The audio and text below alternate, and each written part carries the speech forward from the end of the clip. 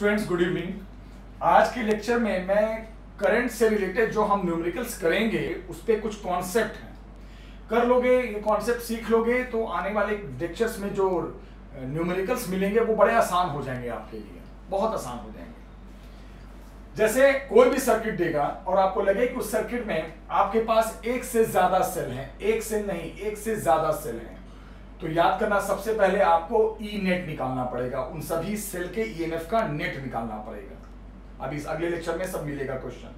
कभी भी आपको लगे कि किसी भी सर्किट में एक से ज्यादा सेल हैं तो वहां पे ई नेट निकालना पड़ेगा सबसे पहले। दूसरे स्टेप में टोटल रेजिस्टेंस जो सर्किट का होगा उसका आपको फिर इक्विवेलेंट रेजिस्टेंस निकालना है, सीरीज पैरेलल जो है सब मिलाकर टोटल फाइनल रेजिस्टेंस निकालना है।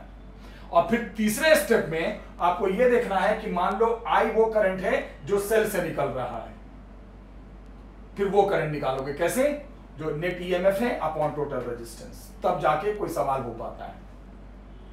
पहले ये 3 स्टेप करोगे तब आगे का आप कर पाओगे, वरना सवाल नहीं कर पाओगे। तीनों स्टेप बताओ। सबसे पहले अगर एक से ज्यादा सेल है तो ई नेट, और एक ही सेल है तो जो ई होगा वही नेट होगा, और रेजिस्टेंस टोटल निकालना है। कैसे, कौन सीरीज कौन पैरेलल करके टोटल सभी रेजिस्टेंस को एक बना देना है। फिर तीसरे स्टेप में अगर बैटरी से करंट आई आ रहा है तो आई निकाल देंगे, ईएमएफ अपॉन टोटल रेजिस्टेंस। अब अगला कॉन्सेप्ट, अब इस सर्किट में देखो दो रेजिस्टेंस है R1 और R2, साफ दिख रहा है, और ये भी दिख रहा है कि R1 R2 पैरेलल में। तो अगर आपने पढ़ा है कि अगर दो रेजिस्टेंस पैरेलल में होते हैं तो उनका वोल्टेज क्या होता है, सेम होता है। सेम होगा और किसके बराबर होगा, सेल के बराबर होगा। आपस में वोल्टेज सेम होगा, जो वोल्टेज R1 का होगा वही वोल्टेज R2 का होगा और वही बैटरी का होगा, तीनों पैरेलल में। याद रखना इस बात को। लेकिन अगर इसी में सेम सर्किट हो, बस एक चेंज आ जाए कि सेल के साथ भी एक रेजिस्टेंस आ जाए, यहां नहीं है बट यहां सेल के साथ भी डायरेक्ट एक रेजिस्टेंस जुड़ जाए, कोई भी रेजिस्टेंस, तीसरा चौथा और भी रेजिस्टेंस आ जाए, सेल के साथ कोई भी एक जुड़ जाए, तो क्या होगा, फिर ये रेजिस्टेंस बोलेगा भाई मुझे कुछ वोल्टेज दो, मैं आपसे कुछ वोल्टेज छीन लूंगा। तो उस केस में क्या होगा, ये पैरेलल में है, यहां भी पैरेलल में थे, यहां भी पैरेलल में है ये दोनों, तो वोल्टेज तो यहां भी बराबर होगा, वहां भी बराबर था, किसका, R1 और R2 का। लेकिन अब सेल के बराबर नहीं हो पाएगा, दोनों का वोल्टेज बराबर तो होगा लेकिन वो वोल्टेज जो बराबर होगा वो अब सेल के वोल्टेज ईएमएफ ई के बराबर नहीं होगा। क्यों, वजह क्या है, R3। Here due to R3 the voltage of R1 और R2 will be same, ये तो सेम होगा पक्की बात है, but not equal to the voltage of cell। याद रखना, पैरेलल होने की वजह से ये तो सेम होंगे, क्यों, क्योंकि ये दोनों पैरेलल हैं, यहां भी पैरेलल थे, सेम तो वोल्टेज दोनों का यहां भी होगा और यहां भी होगा, लेकिन यहां सेम भी होगा और सेल के बराबर भी होगा, यानी तीनों का वोल्टेज मैच करेगा, बट यहां सेम तो होगा बट वो सेल के बराबर नहीं होगा। वजह R3, अगर सेल के साथ कोई भी जुड़ जाए सीरीज में तो ये बराबर तो होगा क्योंकि पैरेलल है, बट वो सेल के बराबर नहीं हो पाएगा वोल्टेज। ये बहुत इंपॉर्टेंट कॉन्सेप्ट, क्योंकि ये इससे कुछ वोल्टेज ड्रॉ कर लेगा, फिर जो बचेगा वो बराबर होगा। अब क्या बचेगा वो तो देखना पड़ेगा बाद में। तो ये बहुत इंपॉर्टेंट कॉन्सेप्ट था। अगर दो रेजिस्टेंस पैरेलल में है, 3 पैरेलल में है, 4 पैरेलल में, तो सबका वोल्टेज। क्वेश्चन ये है बच्चे कि मान लो एक सर्किट है, R1 R2 R3 3 रेजिस्टेंस है, सेल का वोल्टेज 10 वोल्ट है, पूछा है सब टोटल करंट निकला आई, यही करंट तीनों में जाकर बढ़ गया, पूछा है सब करंट बताओ। बड़ा सिंपल है। स्टेप नंबर 1, पहला स्टेप क्या मैंने कहा था, ई नेट, यहां तो ई नेट है ही नहीं, एक ही सेल है तो वही नेट हो जाएगा। दूसरा स्टेप टोटल रेजिस्टेंस, वो निकाल देंगे साफ, तीनों पैरेलल में है, साफ दिख रहा है करंट बढ़ के गया है तो तीनों का पैरेलल में आर इक्विवेलेंट निकाल देंगे सॉल्व करके। तीसरा स्टेप टोटल करंट आई जो बैटरी से निकलता है वो कैसे निकालेंगे, टोटल तो वही है ना जो बैटरी से आ रहा है, E बाय आर इक्विवेलेंट, ई पता है, आर इक्विवेलेंट पता है, आ गया। तीनों स्टेप से हम टोटल करंट तक पहुंच जाते हैं। अब आगे की बात, अब ये चाहिए, ये सब करंट जो बढ़ के गया है, तो बोलोगे सर बहुत सिंपल है, ये तीनों क्या है सर, पैरेलल में है, और पैरेलल में है और वो बैटरी के बराबर होंगे यहाँ पर, यानी इनका वोल्टेज इनका वोल्टेज इनका वोल्टेज सेम होगा जो कि पैरेलल में है, और वो यहाँ बैटरी के भी बराबर होगा। क्यों, क्योंकि सेल के साथ और कोई नहीं जुड़ा है, ये वाला कॉन्सेप्ट। तो क्या हो गया उस हिसाब से, जो वोल्टेज R1 का वही R2 का वही R3 का वोल्टेज सबका सेम हो गया, पैरेलल में है, और वो सेल भी पैरेलल में आ जाएगा, सबके सब पैरेलल में आ गए, जो वोल्टेज R1 का वही R2 का वही R3 का वही सेल का सबका वोल्टेज पता चल गया, इसका भी 10 वोल्ट, इसका भी 10 वोल्ट, इसका भी 10 वोल्ट। फिर करंट निकाल दो, I बराबर क्या होता है ओम्स लॉ से, V/R 10/5 2 एम्पियर। इसका भी वोल्टेज 10 वोल्ट है, 10/10 V/R 1 एम्पियर। इसका भी 10 वोल्ट है, 10/15 0.66 एम्पियर।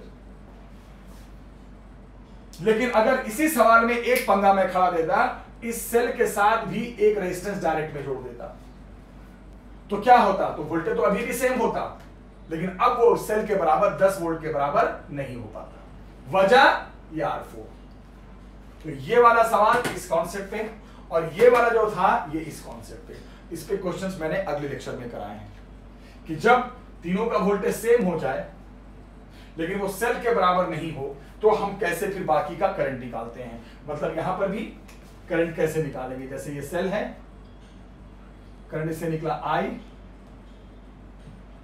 यहां गया I1, यहां गया I2, यहां गया I3, सेम वही सवाल। तो यहां तो I1 I2 I3 सब पहले, सबसे पहली बात तो ये है, ये 3 स्टेप तो यहां भी करने पड़ेंगे, यहां तक तो आपको सेम कॉन्सेप्ट चलेगा।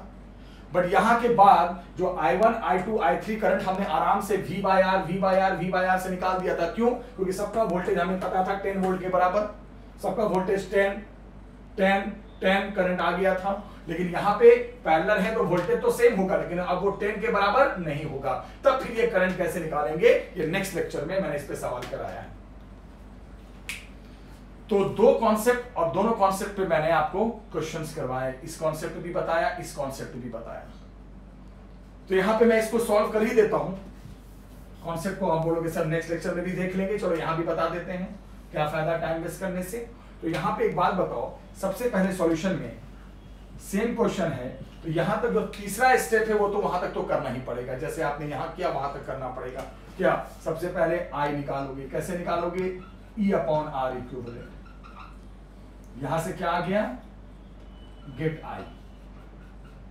वो तो आपको जैसे आपने वहां किया था, ये तीनों स्टेप तो यहां भी करने हैं, वहां भी करने हैं। लेकिन पंगा कहां फंसेगा, अब I1 I2 I3 में। वहां तो निकल गया था I1 I2 I3, कैसे निकल गया था, वोल्टेज सबका पता था, किसके बराबर, 10 के बराबर।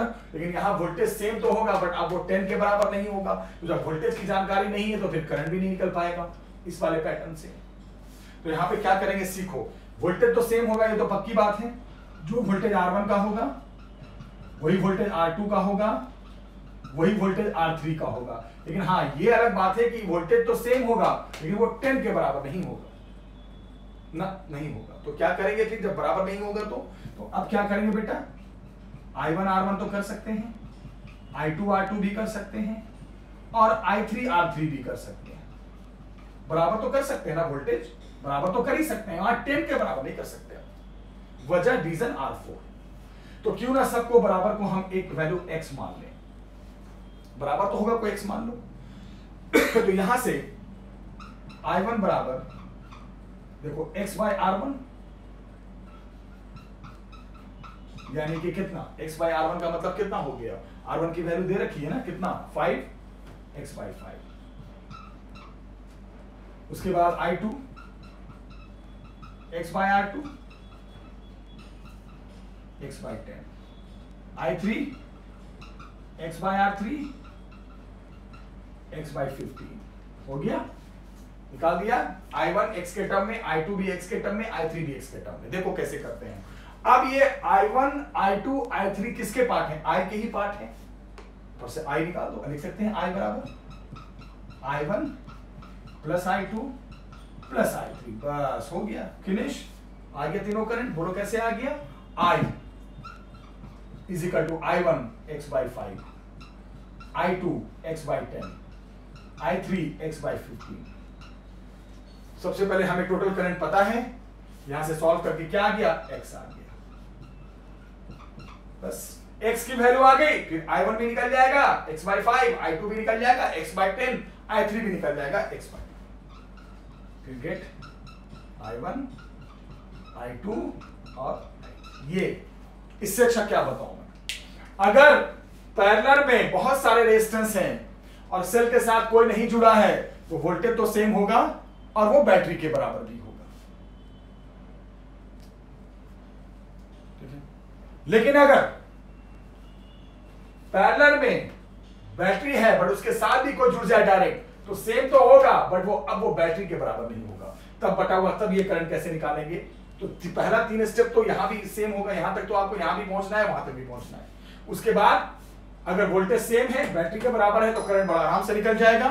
और अगर वोल्टेज सेम है बट वो बैटरी के बराबर नहीं हो पा रहा है इसकी वजह से, तब कैसे निकालेंगे? वोल्टेज को सेम कर देंगे, तीनों वोल्टेज को किसी x के बराबर मान लेंगे, फिर I1, I2, I3 सब x के टर्म में आ जाएगा। अब दिमाग लगाएंगे कि I1, I2, I3 तो इसी करंट का पार्ट है, मेन करंट I का ही पार्ट है, फिर I को लिख सकते हैं, यही तो बटा है तीनों में, तो I को लिख सकते हैं I बराबर I1 plus I2 plus I3। Total current तो आपने सबसे पहले निकाला था, I की जानकारी है, ये पूरा x के टर्म में x की पहले जानकारी आ जाएगी और x के बाद I1, I2, I3 सब x के टर्म में है, फिर I1, I2, I3 आ जाएगा आराम से। इस वीडियो के बाद नेक्स्ट वीडियो में आपको और भी क्वेश्चंस मिलेंगे। ये वाला सवाल इस कॉन्सेप्ट पे और ये वाला जो सवाल था वो इस कॉन्सेप्ट पे। ठीक है, तो नेक्स्ट लेक्चर में फिर मैं नेक्स्ट और भी क्वेश्चंस मिलेंगे इसी कॉन्सेप्ट पे और प्रैक्टिस हो जाएगा। चलो ठीक, थैंक यू वेरी मच।